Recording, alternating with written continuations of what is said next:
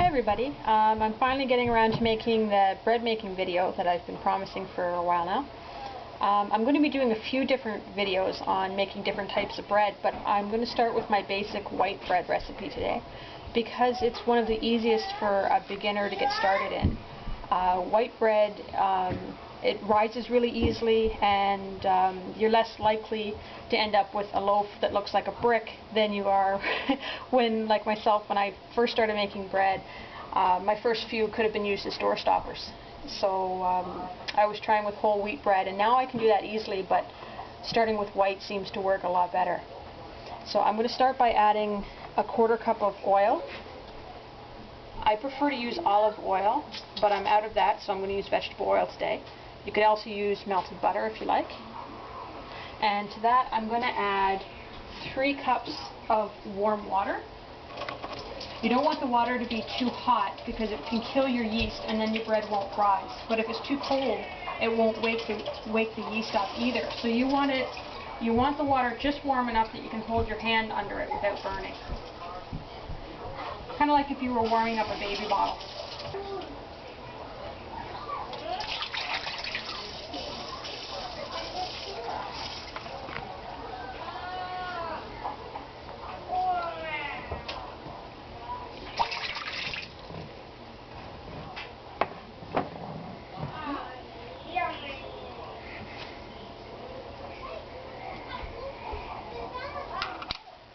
To that I'm going to add about a 1/4 cup of honey.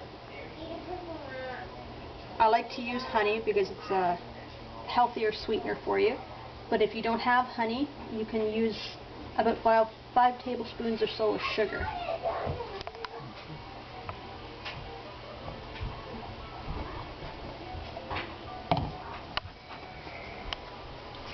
The yeast, when you add it, needs some type of sugar to feed off of.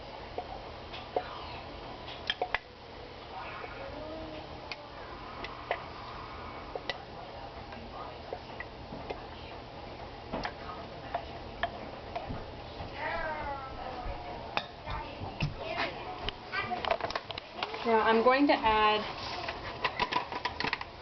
4½ teaspoons of yeast.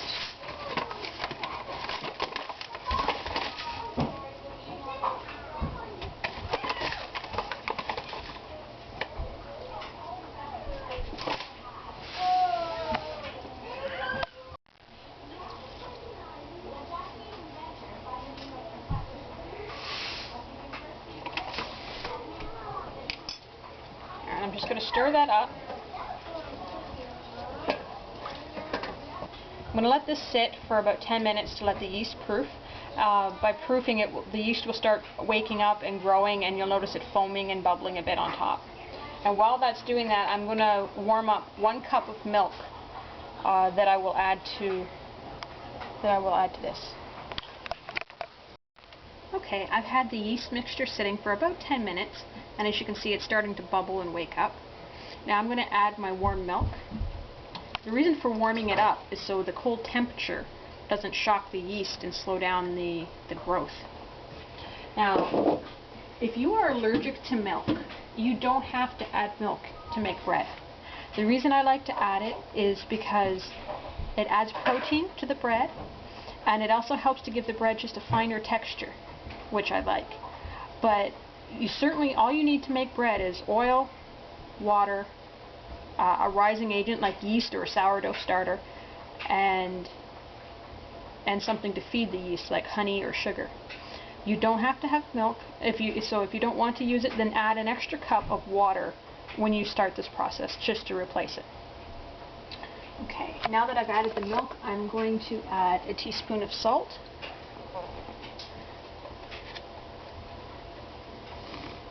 I add this afterwards because salt can inhibit the growth of the yeast, so you want the yeast to have a head start before you add the salt.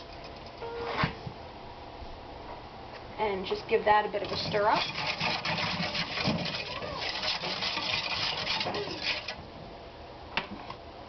And now I'm going to start adding the flour, and I'm going to start with about 3 cups and whisk it together really well, and then add a cup at a time, mixing it thoroughly.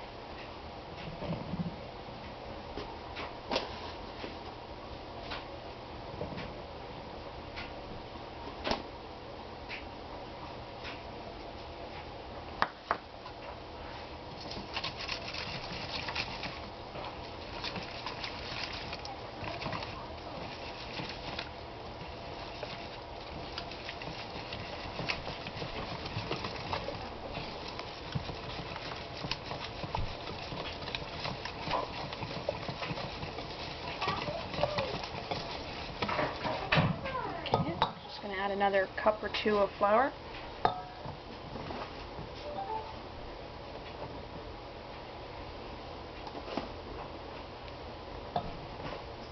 And I'm just going to keep doing this until it gets too thick to stir by hand, and then we'll start kneading it in.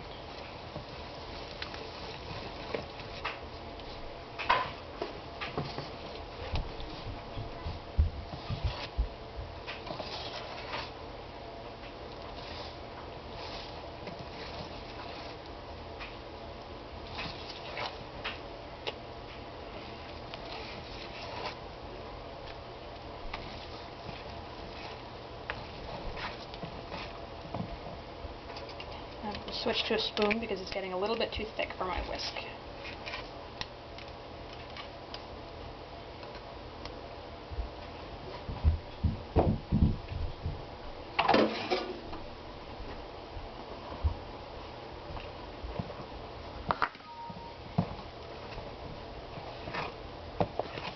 You know, I've been using the mixer to make my bread for the past year or so since you bought it for me, but I forgot how much I really do like making it by hand too. The Bosch, yeah. Well, for about 12 years I made it by hand all the time. And it is nice. It's relaxing. It's slower, but it's relaxing.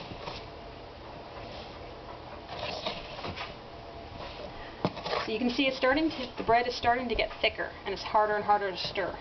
So I'm going to put some flour out on the counter and turn this out and start kneading the rest of the flour in.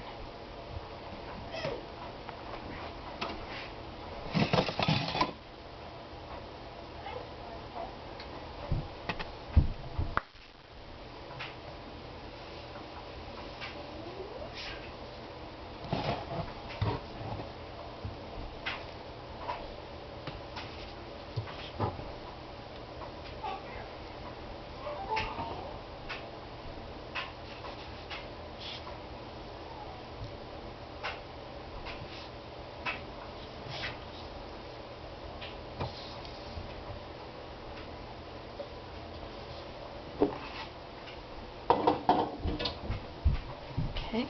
Now you want to put lots of flour down at first so it won't stick to your counter, and you're kneading the rest of the flour into the dough instead of stirring it. And you want flour on your hands because you don't want the dough to stick to your hands. And to knead your bread, you're just going to start lifting it from the front, curling it back over, and then pushing down, and then turn it, and do it again. Pull it back, push it out with your heels, turn it, do the same thing. You're doing about a quarter turn each time, and you're slowly working the flour into the dough.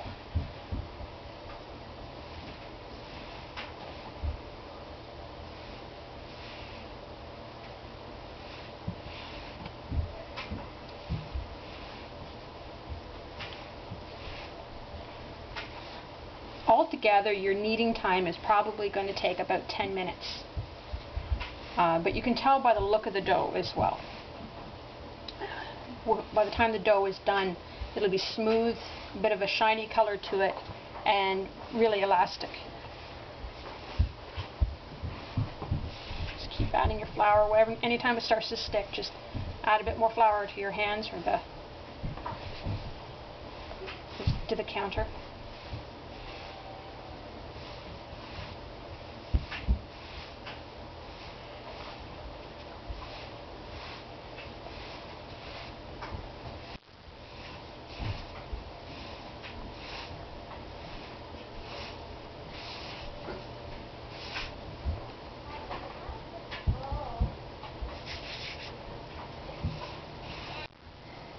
Okay, I finished kneading my bread. It's taken about 10 minutes, and as you can see, it has a smooth texture. It's just a little bit tacky, but it's not sticky.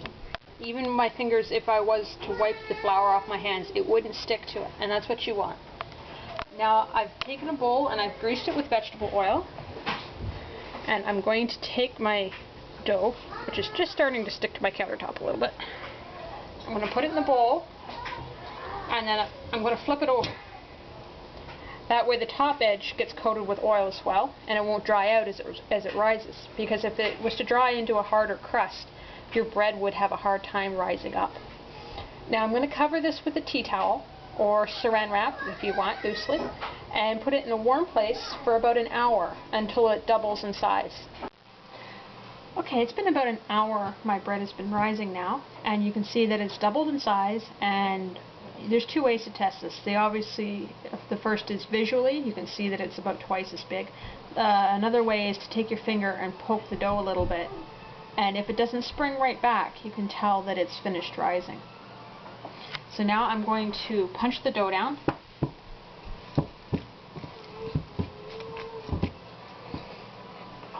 Then I'm going to put a little bit of oil on my counter to keep the dough from sticking. You could use flour, but the dough doesn't really need any more flour added into it at this point. This will help keep it off your hands as well. And just dump your dough out onto your counter. Okay, now I'm just going to knead this a couple of times. There, I've just finished kneading the dough. Now I'm just going to let this rest for a few minutes while I grease the bread pans. I just use a little bit of vegetable oil in each pan.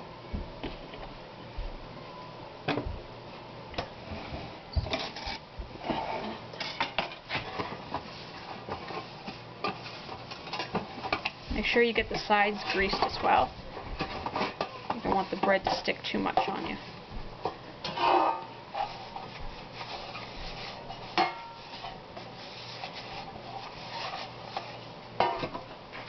I like to use vegetable oil, but a friend of mine who also bakes a lot of bread, she seems to have better luck using like a solid shortening. She finds that her bread never sticks if she does that, but it does if she uses this. I don't normally have any trouble with vegetable oil, but if you find you're having trouble, then that might be a good option for you. I'm going to take my knife and I'm going to cut this into 3 sections about the same size.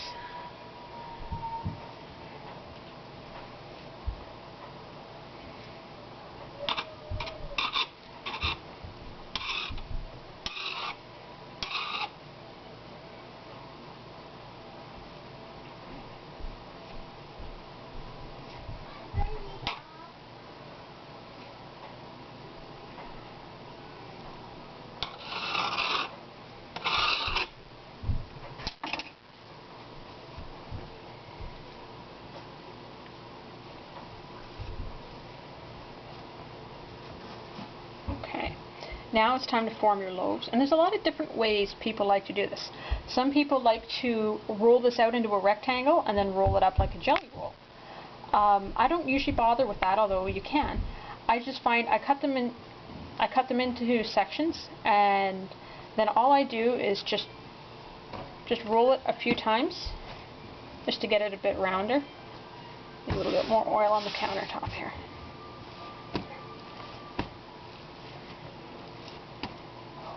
And then I just pat it into shape. And then I place it into my bread pan.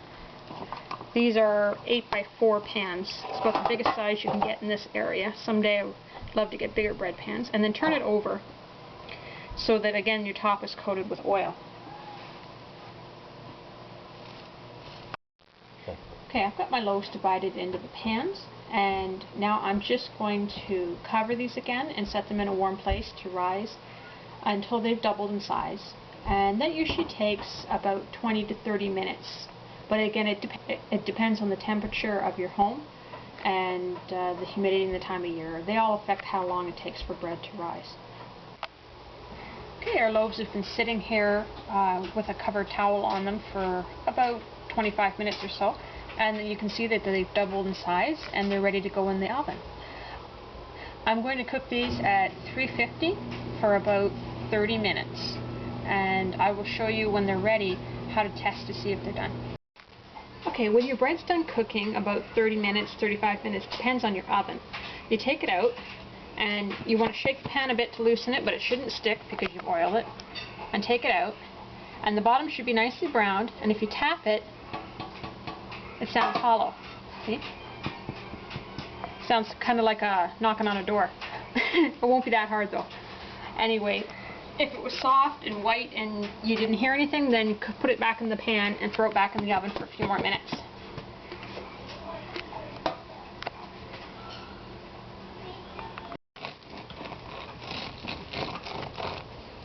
Now your bread will cut easier if you let it cool, but if you're like us, there's nothing better than warm bread, fresh out of the oven.